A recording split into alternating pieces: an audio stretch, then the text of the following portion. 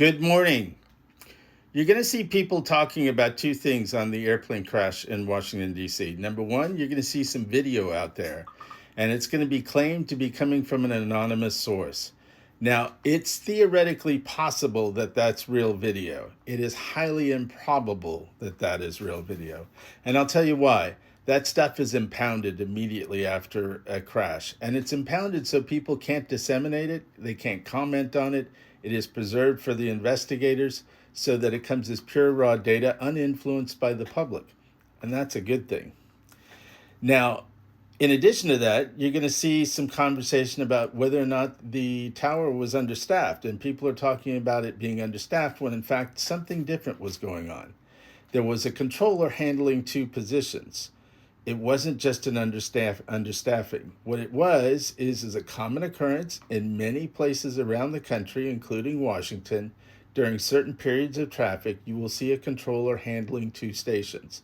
That is not necessarily a bad practice. In addition to that, and this is the final thing, the one piece of data that we have as real is the air traffic control radio transmissions. And in those radio transmissions, one thing that I will point out is the Black Hawk helicopter being flown, called Pat 25, acknowledged that they had the airplane in sight and that they would maintain visual separation. And for a helicopter, this means up to and including coming to a stop to let an aircraft pass. And that helicopter requested that permission. It was granted to them. And we don't know what they saw. We don't know if they actually saw the helicopter or the airplane coming in. But what we do know is they said they saw it and that they would maintain separation. That's the only public fact out there. Everything else is speculation. Now, what do I want you to hear from me on this?